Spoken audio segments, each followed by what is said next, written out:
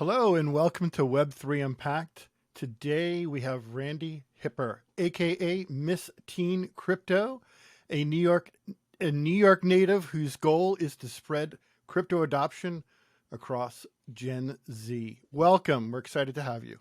Thank you guys so much for having me. I'm excited to be here. Yeah. Thanks so much. So, Randy, I guess maybe give us a background on how you got into crypto, how you founded the channel Miss Teen Crypto. That's such an interesting story, and you are very, young for the space. It's interesting to see, people of all different age groups getting involved. Thanks, Matt. My journey started when I was 13. My dad was actually telling me about Bitcoin, this internet money. And at first, he actually thought it was a physical coin. After learning a little bit, he found out what Bitcoin actually was. And after that, he couldn't stop talking about it. He fell down the rabbit hole, to say the least.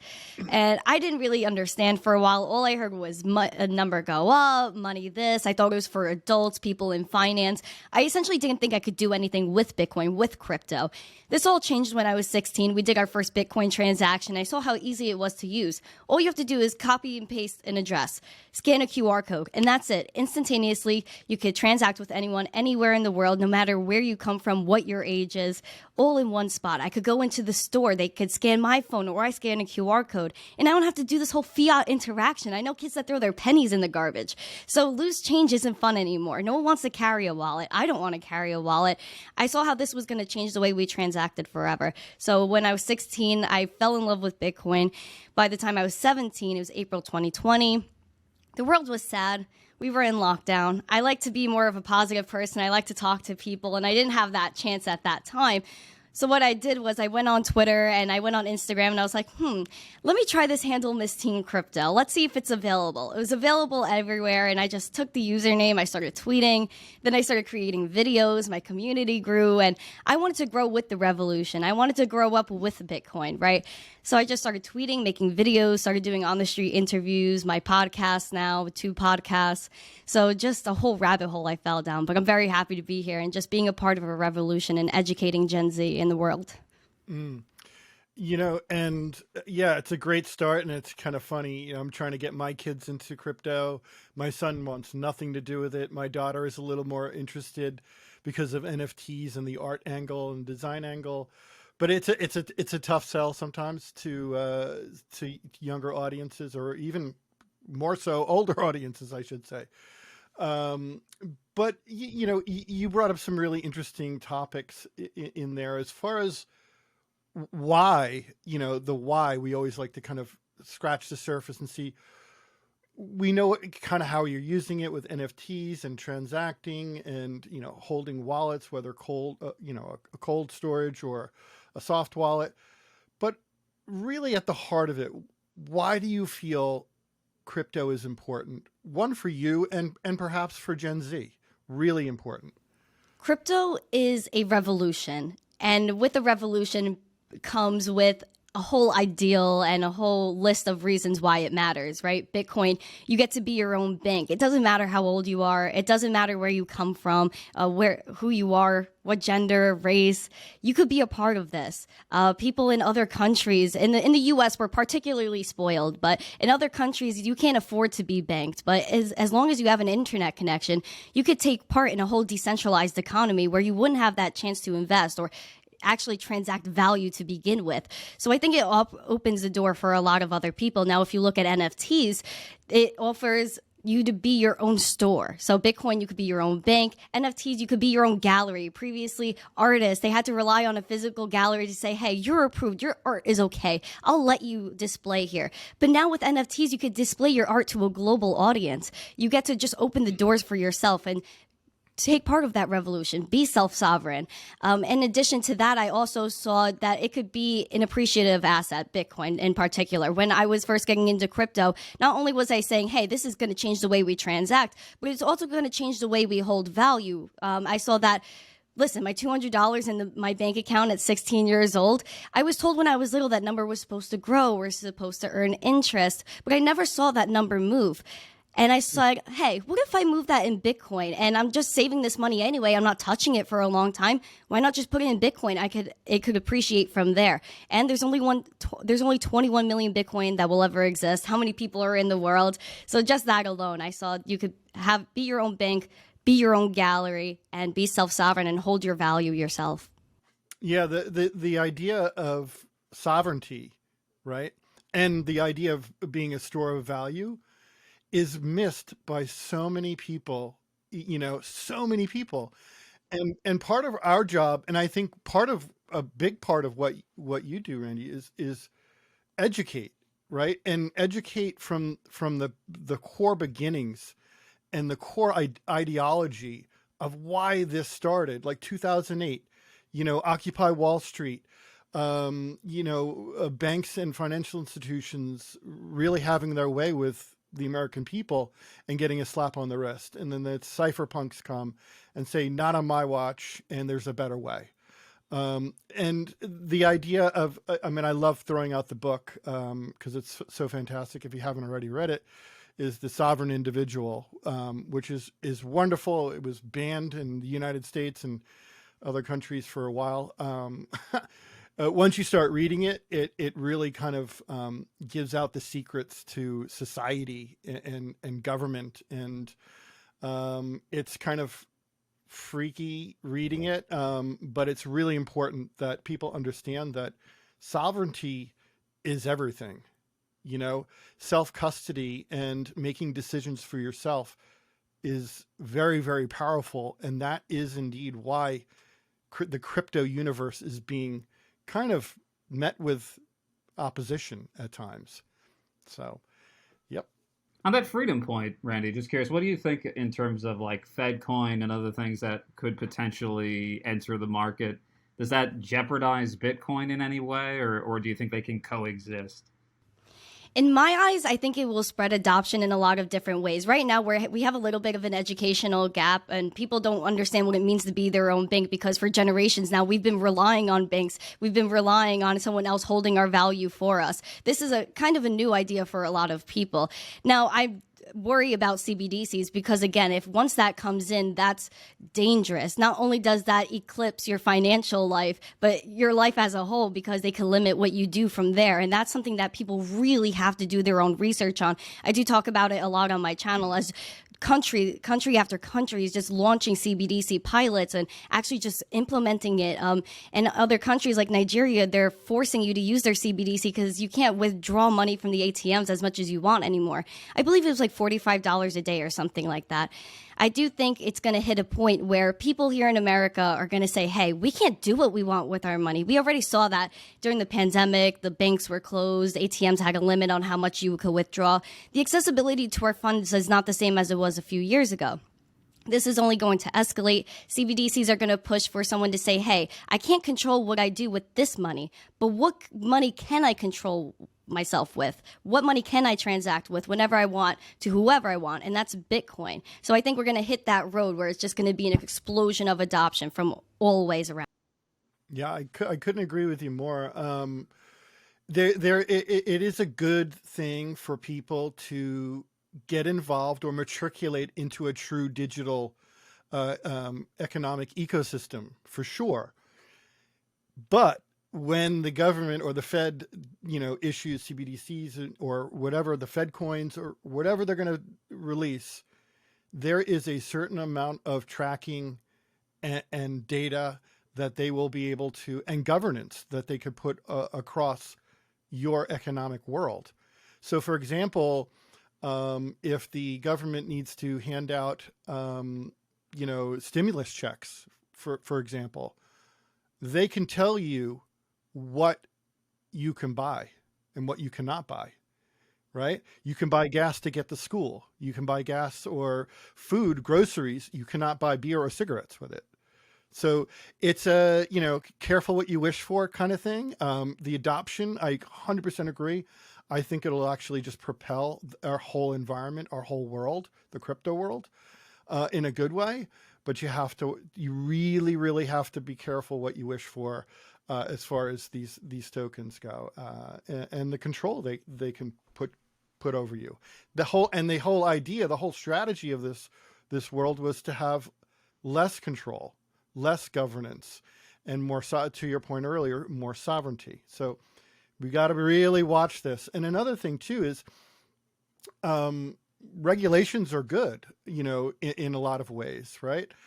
But we, the crypto community, you, Randy, should be on Capitol Hill. Telling people to run for office right now. I'm hiring. Yeah. We're nominating you.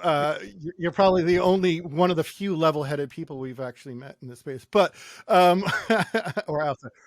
No. I think we've got a few level-headed. Well, it's a pretty nutty space. I'm half joking, but it's this is a theme that we're starting to push forward on our podcast, where it's one is education, what we talked about on every angle, but two is governance is good as long as it's being shepherded by people who are in the industry, who understand the dynamics, who understand the technology, to help government officials and regulators make the right regulations over time, and not force feed people, because we see what happens with that. I think we've seen a lot of that in this space, especially before the big FTX collapse happened. The spark originally came from BitBoy, aka Ben Armstrong, and he was pushing for, I remember, a pro crypto bill, something that he was like you were saying, something put together by the community that's for the community. And he tried to go to SBF, he tried to go to FTX and say, hey, will you support this? Then they were actually coming up with their own bill that was anti-decentralization, anti-peer-to-peer transactions, anti-DeFi. So again, we also need to make sure we're putting the right people in that position and doing our own research on the people in this space, no matter who they are, and make sure that we don't find out all this stuff that when it's too late, right? With SBF, he was talking everywhere. He was, on top. And then all of a sudden, look what he's into now. So we have to just make sure that we're putting the right people in that position that could, again, like you said, just make sure crypto can move along in the right way. Yeah. And to the people part of your conversation is really important, because we're now telling clients that otherwise would have been hiding behind DAOs or just really trying to operate, building protocols and applications kind of in the behind the scenes. We're now telling them that, no, you need to have legitimate people humans representing your brand, just like the NASDAQ does, just like, Elon does with his companies. Like, he's the spokesperson. He's the person put in front. People want to know, and they're getting smarter. To your point, we need to understand your history, where you came from, what is your history outside of crypto, what's your history inside. I think everyone has, the right to have a certain amount of privacy, but when you're talking about large amounts of money, this becomes a major concern. We just literally had Ben on a couple weeks ago, talking about this very, very same topic. He's also doing something really interesting, and I think he's trying to work with Bahamian government officials to secure the rights or the houses that were purchased there, so that money, when it's sold, doesn't go to the government or any other officials or arbiters, if you will, and it goes to the people who invested. So I think that's really interesting. He's doing some good stuff, and he's trying to track the whole thing as the whole thing unfolds, which is literally every minute by minute something new is happening. Here's something I'm really curious about, mentioning Ben Armstrong, because right now we're here, 2023, and when you look at the crypto landscape, it's still very much about speculating which coins are going to move up, down, what kind of price action. When we talk about, Bitcoin being used as a currency, I think we need to start, I would presume we need to see some kind of relative stability. What do you think would be the precursors for that? When do we get to that point where people aren't worrying that 60K is suddenly going to turn into 16K and then back up to 50K? When do we see price stabilization in the coming years? I think it's going to take a little time for price stabilization. However, I do think a lot of people are going to flood into this space in 2023 in the next few years, being that we do have the Bitcoin halving not too far away in 2024. And think that's a big catalyst for market movement. So again, you're going to see a lot of money flow in just for that reason, for the FOMO. I do think, again, more countries like El Salvador are going to adopt Bitcoin as legal tender because they want something that is appreciative. El Salvador has been buying Bitcoin throughout the bear market. People are still transacting there, and although you could do the transactions where you could transact have your fiat, your Bitcoin go to fiat instead. So there's a couple of different ways, but I do think Bitcoin's going to boom. People are going to transact it anyway, just because they do want to take part in this industry. They want to take part and experiment with it. People transact just to move it around, just to try it. I think a lot more people are starting to move Bitcoin, especially if you're looking at BitPay, right? And their stats, that's just one example of like a payment provider for Bitcoin, for cryptocurrency. There's so many more transactions on there. People want to spend their crypto. I think there's going to be a big move for peer-to-peer transactions, especially because you're going to have, again, CBDCs that are in pilot programs right now. The New York Fed is in a pilot program for CBDCs. So again, a lot of people are going to be trying to move into this industry very rapidly. I think we're going to see a huge increase in adoption. Yeah, we wholeheartedly agree. And when you look at, not that we want to hover around, coin go up, coin go down, but when you look at where we're now, which is like what, 16,800 or around $16,000 to $17,000 over the past month or so, or maybe even longer, falling, all people see is, wow, $65,000 a token, 8 months ago or 9 months ago, and the fall is tremendous. Well, that's considered a correction. Like everything is correcting and leveling out. Every industry, not just stocks, bonds, and every company's like half what it was. Everything. Sometimes stocks like fall 80% in a day and nobody talks about it. But if Bitcoin goes down 10%, it's, oh my God, there's a crypto collapse, there's a contagion, yada, yada. It's all fun. They always use that same word, like collapse, and then it always keeps coming back. It is funny, right? Yeah, crypto crisis or something. Yeah. It's always something dramatic. We were joking, I think, a couple of weeks ago about this. The amount of times someone published the amount of times that crypto has actually ended or crashed or whatever. Or died. And it's like hundreds and hundreds of dates and times, exact times. This is it. It's finally dead. And then how many times has China banned Bitcoin? Like, we've heard that to flood the market. How many times? You can't even count it anymore. It's just the same thing. Like, cryptos for criminals. All these same lines that are just going to be used and used until they can't be used anymore. Yeah, the Silk Roads of the world. Well, that's a whole interesting story. Yeah. Oh, absolutely. That's another thing.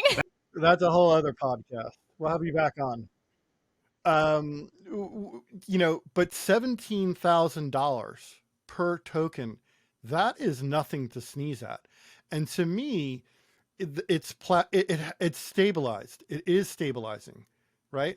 I think the next couple of months, to your point, right, we will see what will really happen. I think you might see a little bit of a dip before it goes back up. And then towards the halving in about a year, you're probably going to see some real movement for sure. Not financial advice. Not financial advice. Yeah. I mean, considering that, the money supply has been endlessly, money printer goes burr, and, we're just constantly at a disadvantage because, market movers are moving the market when we have no say in anything. So I guess considering everything going on in the macroeconomic picture of this world, that Bitcoin is doing okay, sitting at, I think it was 17.3 when I checked this morning, but I think it's still doing fine. Even when I came into crypto and I created my account on Twitter, Bitcoin was around 7,700.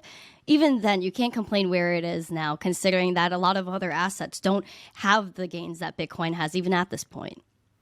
Yeah, and some of the things especially for new investors, younger folks, even, all age demographics getting in, and if you're fresh and new to this, one of the things, I've been involved in this space since 2013. Right. So quite a while. I've started dabbling in day trading, didn't have the stomach for that. I went into mining. I did some mining on the side for Ethereum and all that good stuff. Old Really wind-up computers back then. wind up computers back then. Yeah, Sorry. it was running on. I had a pretty substantial mining rig. It was pretty cool.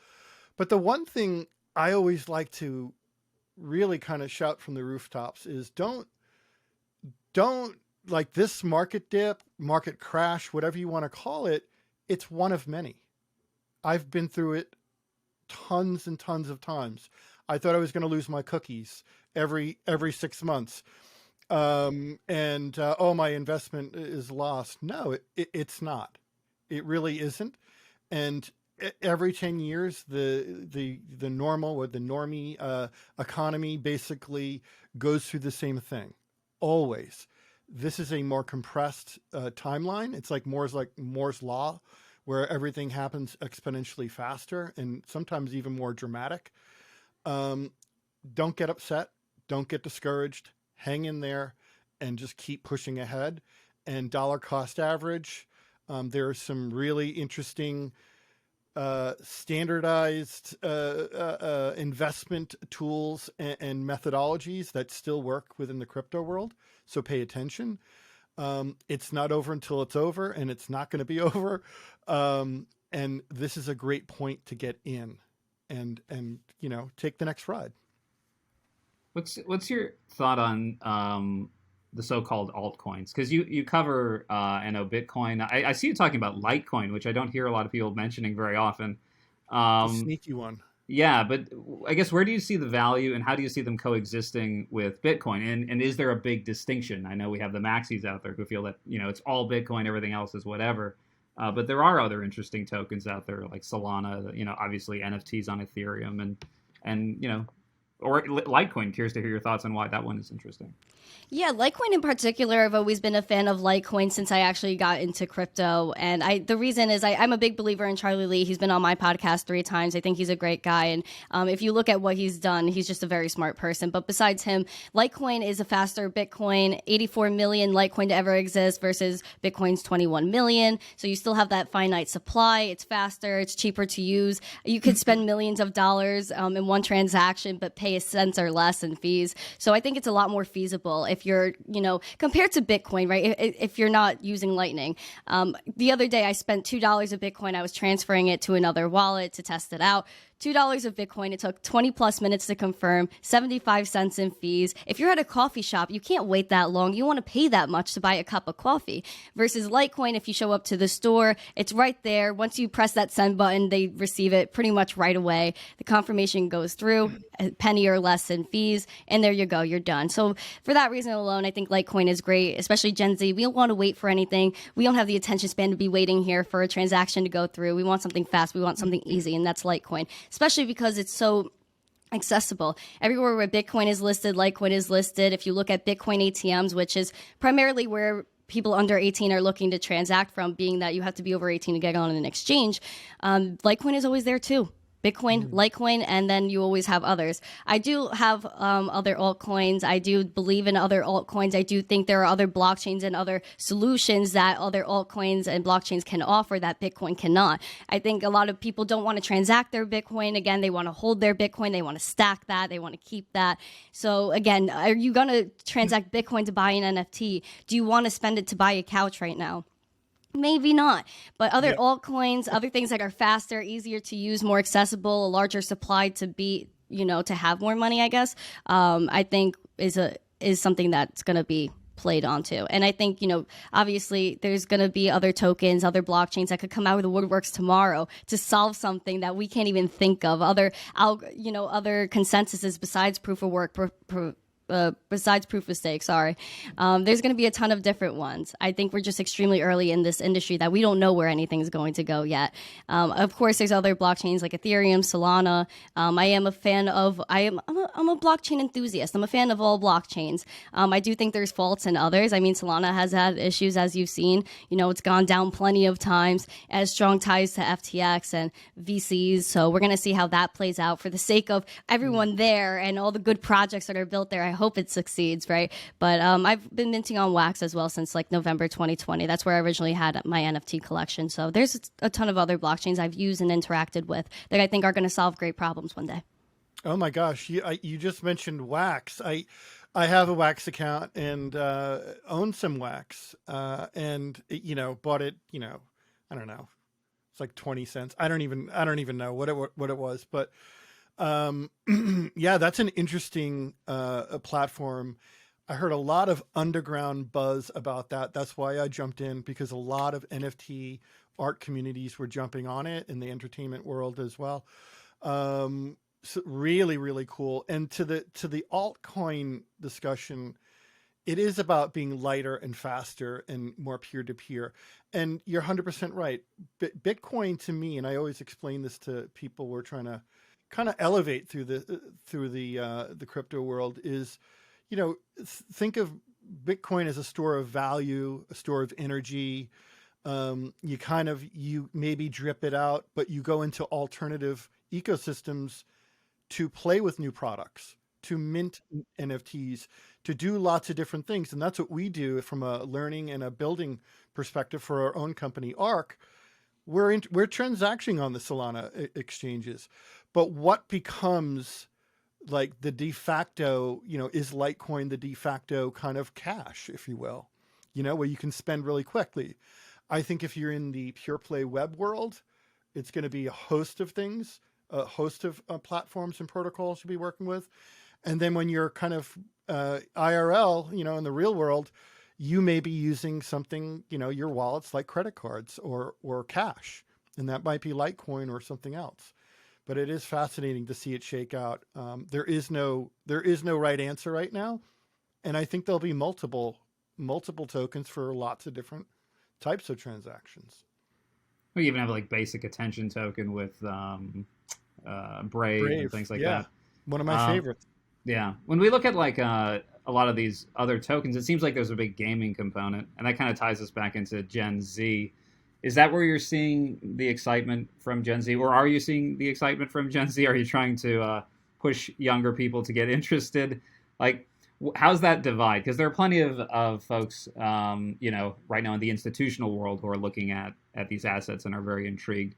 But it seems to me from the younger perspective, it is much more on the art. It's on the NFT side. It's on the gaming side. There's almost different incentives for entering this. When I first came into crypto, there was, kind of nothing else besides, Bitcoin, besides like the basics of the space. There weren't really dApps when I came in, not a lot of the fun stuff. Now I think there's a lot more fun stuff for people to connect to, versus when I came in, it was more about the finance aspect. It was more about the revolution. A lot of kids, I hate to say it, they just want to care about the tokens. They want to have fun. And I don't think that's a bad thing at all, because I think besides the revolution, this is going to be something that's a part of our daily lives anyway, from gaming to coupons at the store. So I do think gaming is going to be a great and a huge catalyst for crypto adoption in the next year or two, being that it's easy. It's something that, again, a lot of games make it easy, where you could just log in with email password, then you get a wallet that's custodial, then you learn about what's going on, you learn how to use it, you figure out that, hey, this is a digital asset I could sell, I could rent it if I'm not using it and create passive income. I could trade it with a friend, which you couldn't do on the App Store. I used to buy games as a kid on the App Store, but I couldn't send my skin in a game to my sister on her phone. That wasn't a possibility. Now it is with NFTs. So people are going to learn about this revolution just by falling into it. And I think that's what gaming does. I think it's really great. Even things like Thunder Games, THNDR, they're simple in the fact that you could just download the games on your phone and earn sats. So just little pieces of Bitcoin, which I think is really great. So not only are there simple games like that, but you also have the fun ones with all the tokenomics and everything like that, which I think is extremely important. Gaming is going to be absolutely huge. It's already developing at a very fast pace. A lot of big people, Ubisoft, Microsoft, everybody is coming in to gaming, because why wouldn't you? If you don't get with it, you're going to fall behind. Yeah, and I think you hit on it before, where it's, interoperability and sharing, and, working on multiple platforms or protocols and sharing your content. You bought the Nike Kicks. Well, I want to wear them in the metaverse, or, have them on my avatar or whatever. So I think that really, and how do we put it, Matt? It's the connective tissue between NFTs, economics, gaming platforms, metaverse, when all of that kind of starts to gel a little bit more, it's all going to start to make sense, to your point, like crossing over and using all of my digital assets and that have truly become part of my personality, perhaps, or my persona. And maybe you have multiple personas. Who knows? Who knows? We've gotten into conversations about that. Um, but that connective tissue will actually bring a lot of things together. And it's not just going to the PlayStation channel. It's not just going to, an Ubisoft game.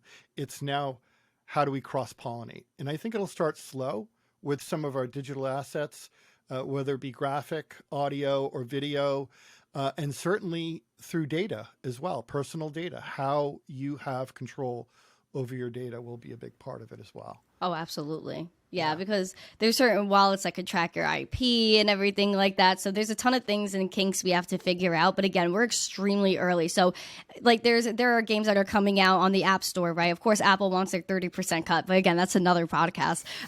So people they start off with a custodial wallet. Then they learn about what this is. Then they're like, hey, how do I get this myself? Then they move on to like a non-custodial wallet. And they're like, hey, okay, private keys, store them, have my asset. Then if I need it, I could transfer it wherever I want. And that's where the good stuff happens. That's where you're going to see so many people just immerse themselves in this space. And even with the metaverse, there are a ton of projects that are bringing like the physical and the digital, where you could buy the physical shoe, get the NFT, wear it in the metaverse. There's just fidgetals. Yes, the fidgetals. I love the fidgetals, like magazines.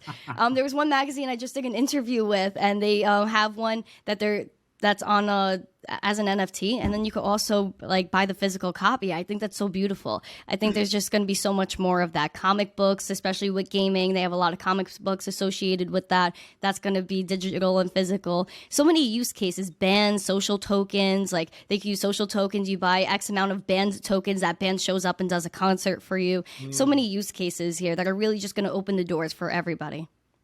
Yeah, I'm quite partial to the whole NFT for concerts, because a lot of what we talk about, one, it's proof of attendance, and two, if you really understand how to develop NFTs with true utility, once you're at a venue, you can point portions of stadiums to different exits or vendors or specials. You can have in-show games at halftime. You could do different really wild types of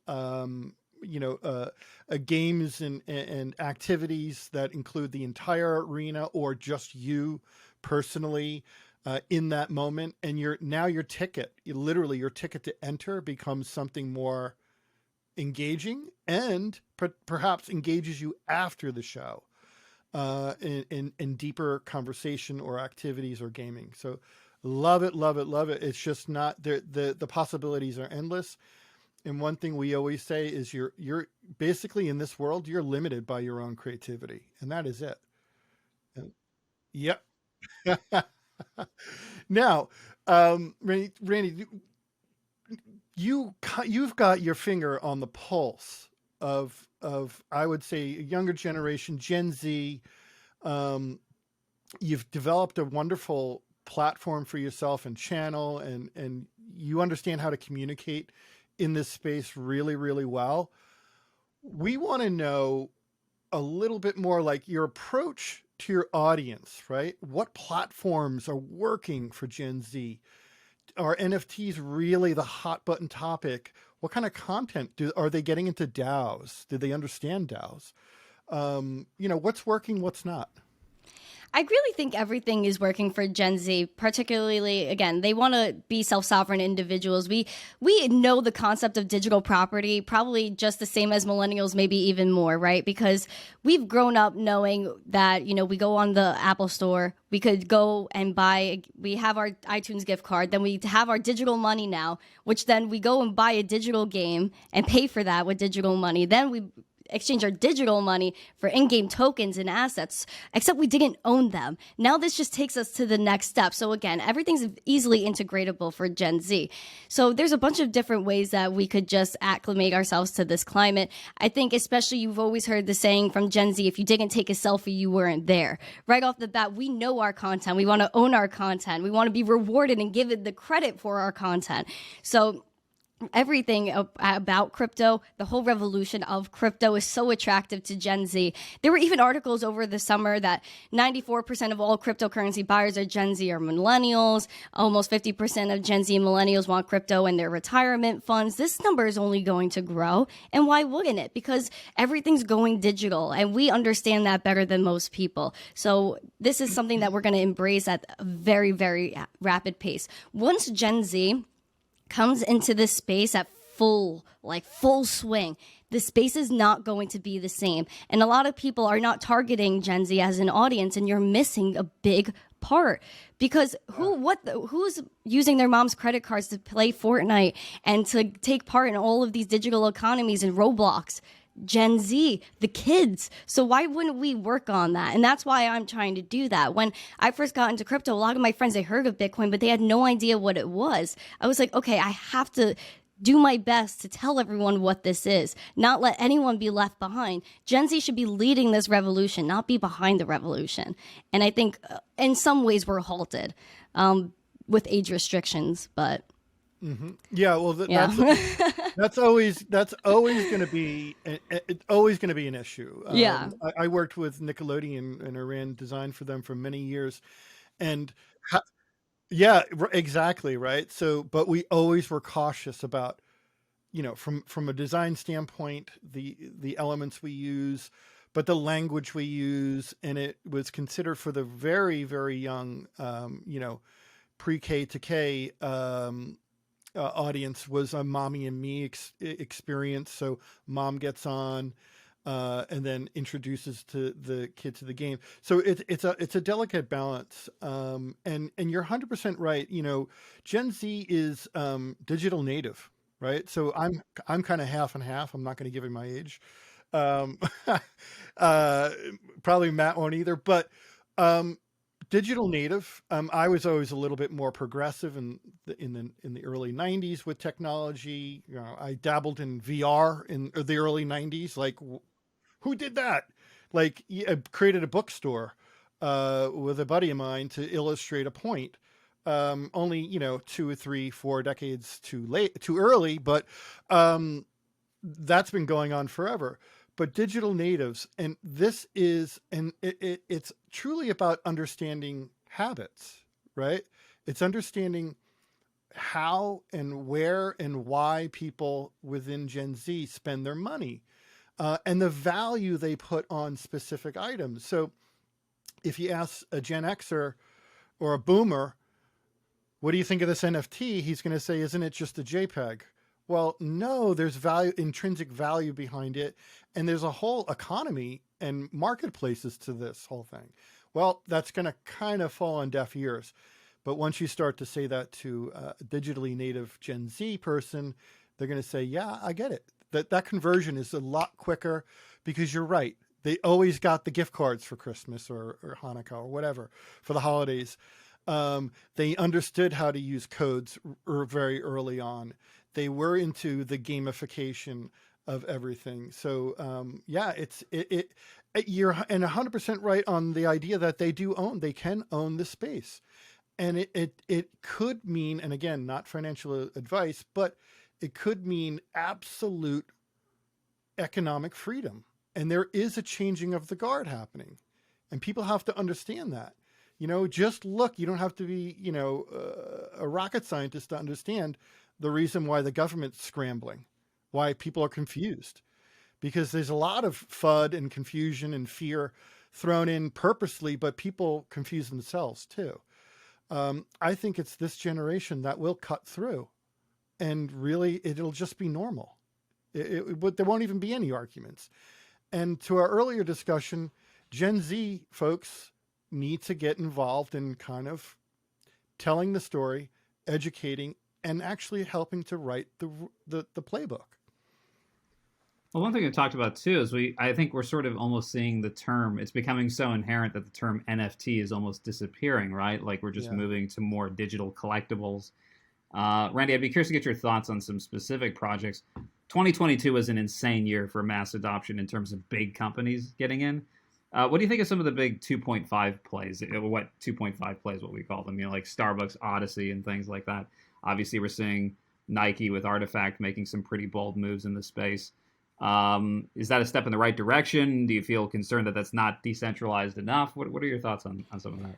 I think it's like the classic saying, we're bridging the gap between Yeah. Web 2 and Web 3, right? And I think in any way that I think it's good. I think seeing familiar faces is okay, right? Sometimes people in the crypto community, they get a little salty that a celebrity might come in or a big brand like Nike might come into the space. But at the end of the day, if you're talking outside of people of our crypto Twitter bubble that don't have any clue what Bitcoin is, don't have any clue what NFTs are, and all of a sudden they hear their favorite singer or their favorite artist come into the space, or their favorite brand like Nike come into this space and say, hey, we believe in this space and this is what we're doing here and these are the assets we're putting out. Of course that's going to bring eyes. When Adidas, I think it was Bored Ape Yacht Club, did a drop, it literally broke Etherscan. So the excitement is so It's there. like literally breaking the internet. Yeah. Yeah, it was literally breaking the internet, which only makes you think what's going to happen when billions of people are rushing to get different drops every day by major different brands. I think it's inevitable. All of these brands are going to come into this space whether we like it or not. And I think it's going to just help people figure out and navigate the legitimacy of this space because there's so much FUD out there. So seeing all this offsets it, especially if you're looking at Nike. People collect shoes. I know kids in high school that were every day posting, yo, I got this sneaker and I'm going to sell it for this much or trade it with you for this sneaker. Then you also have Starbucks heads that literally the minute Starbucks gets a new cup, they're rushing in there to go grab it. So the collectability of Starbucks is already there. So now them skirting in with Polygon and having this Odyssey collection is perfect because now you're capitalizing on that collectability and making yourself early. So any company that's jumping in now, I think it's rather smart to position themselves in the Web3 space, become well-known, become trusted, and then, proceed in being a leader. But I definitely do think it's going to help. I'm super 100%. curious on the Starbucks heads. Like, are people really that big on the mugs? I didn't know that was a Oh, thing. man. I saw videos on TikTok recently when the Christmas ones came in. People swarmed in and they were sold out within minutes at a certain location. So definitely it's there. The clear ones, right? They have like little sparkles in them. Like those big cups, like the reusable cups. Yeah. I don't, Matt. I don't really get the Starbucks thing. The Nike thing, I grew up with that. Sneakerheads are abound, and It's a huge economy. It's like a whole sub economy that people don't really realize, or they do. But yeah, I love the analogy of the bridge because it is important that these 2.0 world brands, these big brands, actually take that first step. I love the idea of artists getting involved, one taking more, maybe it's through rights management, their music. They're taking more control over the management portion and the business portion of their music career, and letting the audiences kind of really become part of their world. Those will become micro economies. We were talking to Napster a few months ago, and their whole new platform, which you would love, is really about creator and audience participation, these creative universes that they're going to create, and subsequently these kind of microcosms of business and entertainment will butt up and new economies will spring out of it. So I think they're just getting started. And I think, the audiences will actually take it further than they even expected to. So it is a bridge. It'll take time. Some of them will fail. And you know what? I applaud everyone who tries. Everyone, including ourselves. Just do it. Don't complain about it. Don't bellyache about it. Get out there and try it. I don't care if you're small, medium, or large brand. Go for it. We're doing stuff, on small amounts with DAOs and NFTs and who's coming in and building audiences.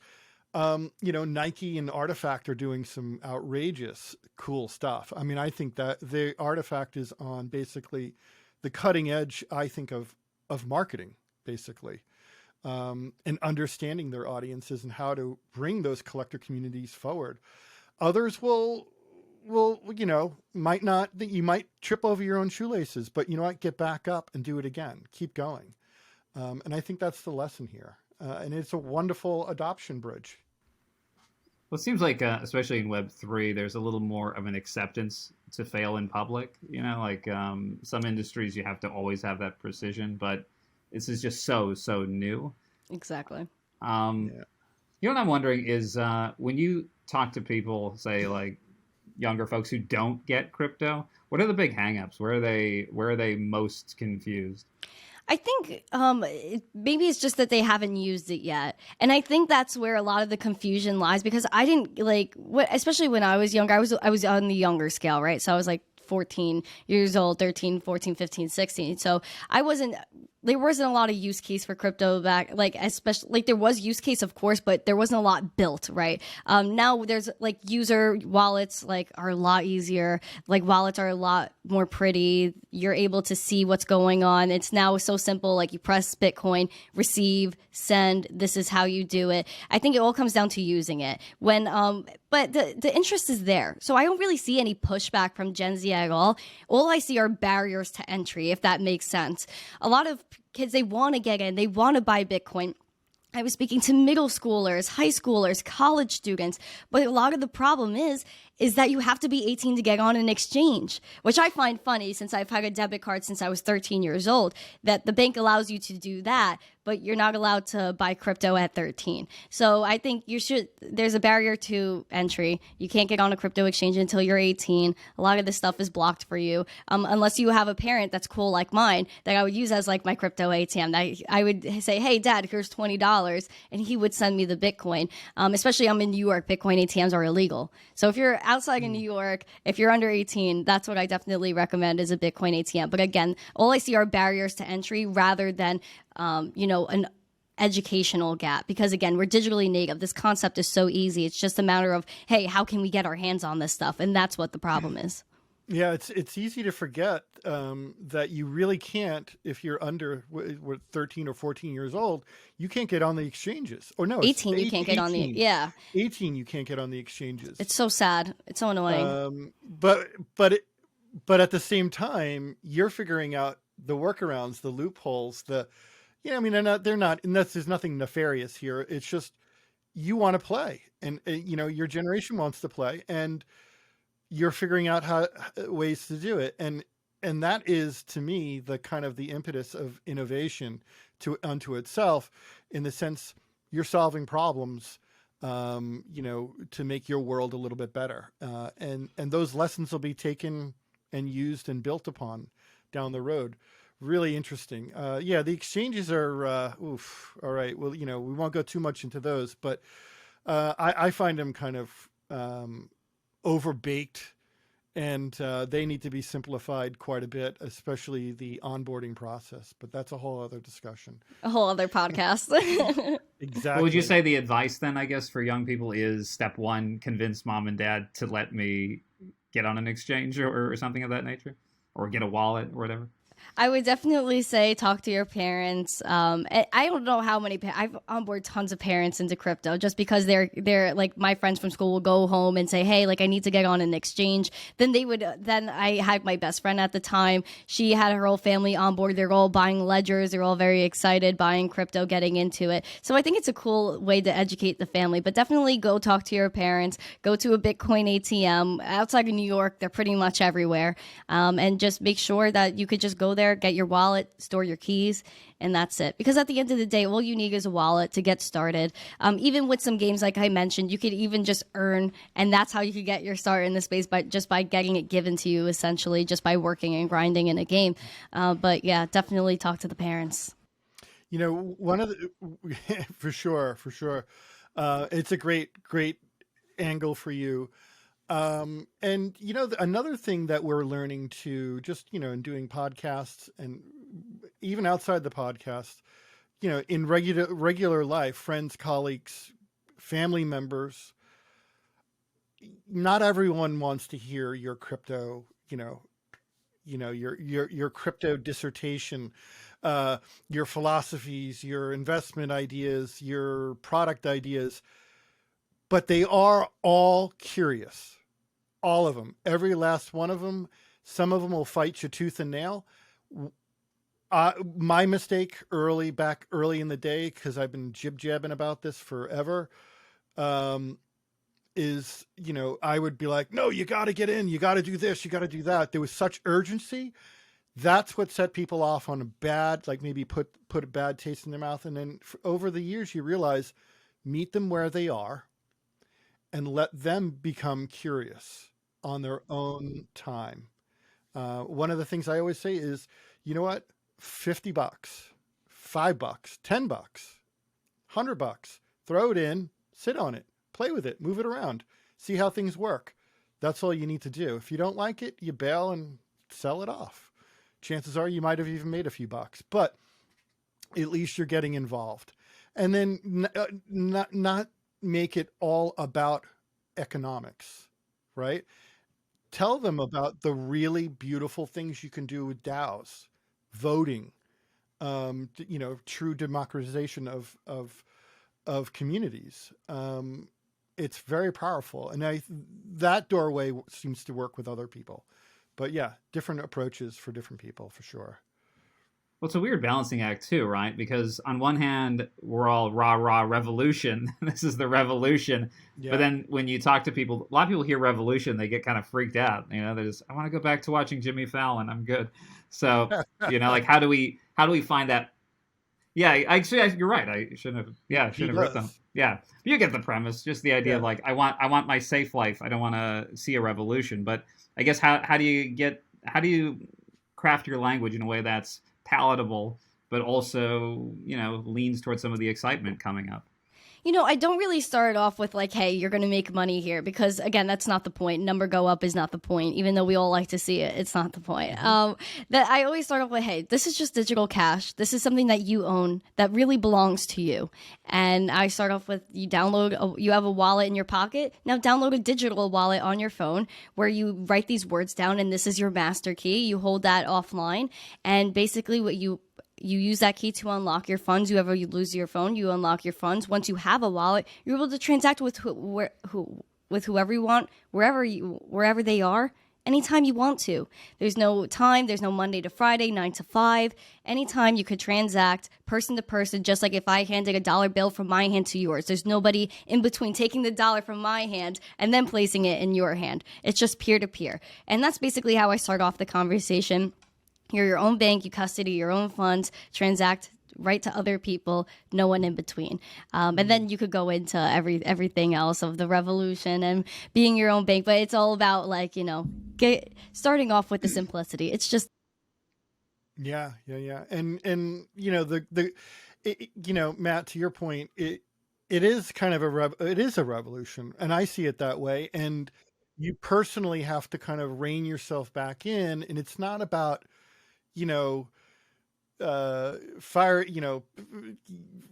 and pitchforks, in the streets, creating a revolution and takeovers. No, it's more of a silent takeover. It's more of a silent revolution, but it's your revolution, and it's absolute freedom. And one of you hit on it before when you're saying, well, when you go and pay with a credit card or even a debit card at your Starbucks, there's 5 or 6 hands, 7, 8, 9, 10, 12 different hands out. The fees, the POS system, the bank transactions, the time it takes to do it. Right, exactly, right? So there's tons and tons and people are like, oh, I didn't know that. Or maybe they did know that, and they're like, they don't care. It's like, well, you should care, because that's your money. I guess everything could get cheaper, right, in the future, theoretically, if we can eliminate all these these middle people in the middle of the transactions, right? Yeah, absolutely. And I think that there was an article that I read in one country where they were using Lightning Network as a way to transact, to move fiat, right? So it moved from fiat in one person's hand over Bitcoin Lightning Network, then in fiat in the next person's hand. And basically that eliminated all of those fees, and it saves the country essentially billions of dollars just from all of those fees being taken when you're transacting like that. Especially international payments is a pain. So I think especially with Bitcoin alone, the fees are a lot less than something traditional, like those typical third parties you would use. But again, we talked about Litecoin that's cheaper. Even I was a fan. I was especially big on Digibyte when I first came into crypto because that's something super fast and super easy to use. But that again, that's a whole other podcast. But I think I used to transact Digibyte when I first came into crypto. I was like, wow, okay, this is super fast and stupid cheap. So. Yeah, I think there's going to be a ton of cryptocurrencies that we're going to use. So as we sort of get closer to wrapping up, and we'll have to do another podcast to cover all these different things, or another episode, tell us more about your channel. And I haven't had a chance to see this, but our producer was saying that you interviewed CZ. You've had some pretty high-profile guests. What has that process been like? How did you see so much growth? What has your YouTuber influencer journey been like? Because you have quite a following now. Thank you. So my journey was kind of just going with the flow. And I feel like that's just the genuine crypto way to do things, right? I started off just tweeting. Then I started creating videos like, hey, happy Saturday, crypto Twitter. What are we buying today? Then it started to move into educational stuff where I was just hitting the streets and going to Manhattan and asking strangers, do you know about Bitcoin? So that's something that I do quite often. Then I started going to conferences and trying to, like, in person, teach people about Bitcoin, cryptocurrency, not only Gen Z, but I've spoken to middle school, high school, college students. I've spoken to adults, just anybody. And then I also started the Miss Teen Crypto podcast, where it was just amazing. I just started interviewing my friends from the space and then just kept going and just reaching out to people and like CZ Binance, Charlie Lee, people from Fox Business, CNBC. I just had Chris Cyborg on, MMA legend. So just, I've also had Ben Askren. Yeah, a bunch of really cool people that, you know, are interested in this space. And it's really funny because the reason why I started the show was because I noticed that everyone in this space is from different parts of the world, different backgrounds, different socioeconomic statuses, yet we all end up in the same revolution with the same ideals pushing for freedom. And I love that.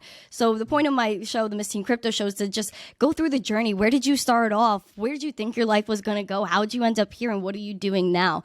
I think it's really powerful just to hear that everyone starts from somewhere. Everyone started at zero, right? I started at 0 followers. You guys started at 0 followers. We always started somewhere. Right. That's why I really love that show. Then I do educational shorts, and I also have the Daily Zest now, which is Monday to Thursday. Might do more. I'm not sure yet. But Monday to Thursday, it's the Daily Zest, 12 p.m. Eastern on YouTube, where I just break down the daily news. Because again, if you're working during the day or you're not as involved in crypto as I am, but you want to know what's happening, then I got you. Every day, I'll let you know what's going on, and in a fun, zesty manner. But again, like, it's just been really fun, and I just like to do what I just doing what I enjoy, and people like it too, and they enjoy the content. So as long as people are enjoying what I enjoy, I'll just keep doing it. And that's just how I've been rolling with everything. Yeah, you just jumped in, and there's, you know, sometimes you don't need a formal, you know, fully baked business plan and strategy to get started. And you did, and you planted the seeds, and some of them might not have germinated, but many of them did. And then that's the whole idea of digital marketing is, you know, produce, monitor, evaluate, and adjust, you know. And now you have like little sub channels bubbling up, which is awesome. That supports a bigger channel. Now, do you have any other channels outside of crypto, or are you really just, your head is straight on crypto?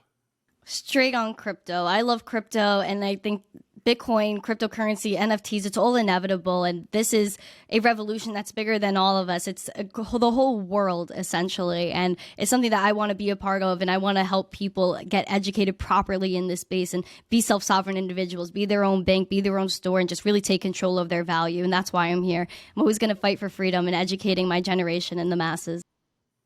Awesome. Fantastic. And so I guess just kind of wrapping up, so people who want to learn more about you, they can go to missteencrypto.com. Is there anything else, any place else you recommend that someone new perhaps start? Definitely missteencrypto.com has all of my content, all of the links. I would definitely recommend YouTube. My YouTube channel has everything laid out in playlists. My 2 shows, educational, shorts, clips, everything you want to see is on that channel. On the Street interviews are on that channel as well. And all my other content is spread out across Instagram, TikTok, everywhere that you're at, I'm at as well. At Twitter, at missteencrypto on every single platform. It's always good when you get the same username across the board. Yeah, thank gosh. Not always that's easy what to it's do. like to be early. Like, I just went the same day that I created Miss Teen Crypto on Twitter. I was like, okay, I'm double checking Snapchat, I'm double checking Instagram, and all these places, and I just took the username everywhere and just went with it. So yeah, it turns out it sounds silly, but it's one of the toughest challenges. Actually, is creating that nice consistency across it. Well, Randi, Miss Teen Crypto, thank you so much for joining us. We really had a lot of fun. Yes, You're thank you so much. Super smart, really entertaining. You've got really good insights into the markets, of the industry in general. And you're talking to the right generation, and I think it's great. And we can't wait to have you back for sure. Yeah, thanks for joining. Thank you so much for having me. I can't wait to come back. You guys are super, super cool. I'm really glad that we got to hang out today. All right. You got to tell my kids that, by the way. I definitely will. Record it, clip it, send it. I will. All right. Thank you so much. Appreciate it. Thank you, guys.